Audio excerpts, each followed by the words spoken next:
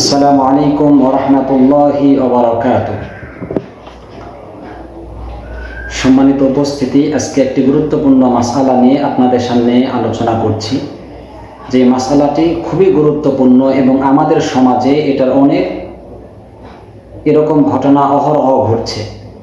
বিধায় আমি মনে করছি যে মাসআলাটা আমাদের প্রত্যেকের জন্য জানা প্রয়োজনীয়। মাসআলাটি হলো যে এক ভাই প্রশ্ন করেছেন যে হুজুর, আমার স্ত্রী পরকীয়ায় লিপ্ত।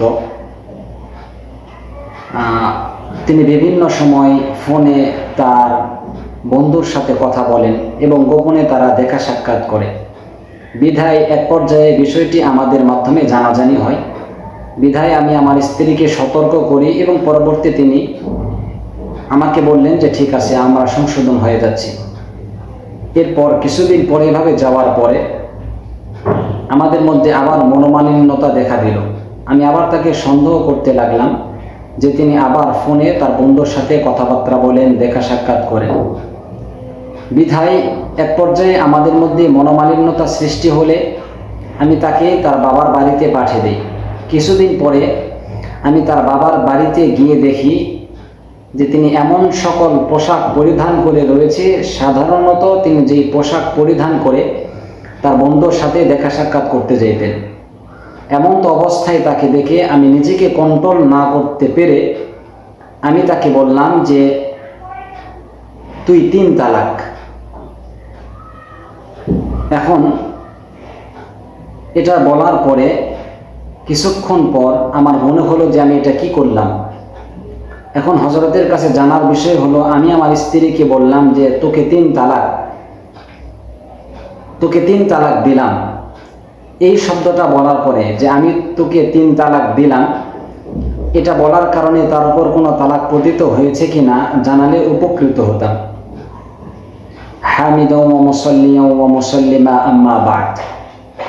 ভাইয়ের প্রশ্নের উত্তর হলো যে আপনার আবেদনপত্রের বিবরণ অনুযায়ী যদি বিষয়টা এরকম হয়ে থাকে এবং আপনি এভাবেই বলে থাকেন যে আমি তোকে 3 তালাক দিলাম, তাহলে এটা বলার কারণে আপনার স্ত্রীর উপরে 3 তালাক পতিত হয়েছে। এখন শরীয়তের দৃষ্টিতে তার সাথে দেখা সাক্ষাৎ করা, কথাবার্তা বলা কোনোটাই করা আপনার জন্য আর জায়েজ হবে না, যা সম্পূর্ণ নাজায়েজ এবং হারাম। বিধায় আপনাদের মধ্যে যেহেতু তালাক সংঘটিত হয়েছে, আপনি আপনার স্ত্রী থেকে সম্পূর্ণরূপে আলাদা থাকবেন। এই মাসআলাটিকে বিস্তারিতভাবে আলোচনা করা হয়েছে একটি হাদিসের মধ্যে। হাদিসটি মুয়াত্তা লিল ইমাম মালিক রাহিমাহুল্লাহ মুয়াত্তা কিতাবের মধ্যে রয়েছে।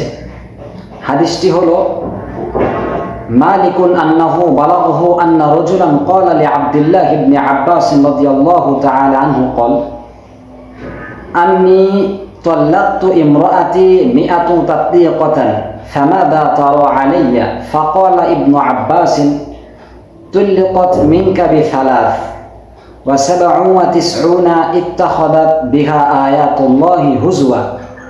আল মুয়াত্তা লিল ইমাম মালিক রাহিমাহুল্লাহ 199 নং পৃষ্ঠা, হাদিস নং 1132 নং হাদিস। আশা করি ভাই আপনার প্রশ্নের উত্তর বুঝতে পেরেছেন। সকলে সুস্থ থাকবেন, ভালো থাকবেন এই বলে আপনাদের কাছ থেকে বিদায় নিচ্ছি। আসসালামু আলাইকুম ওয়া রাহমাতুল্লাহি ওয়া বারাকাতুহু।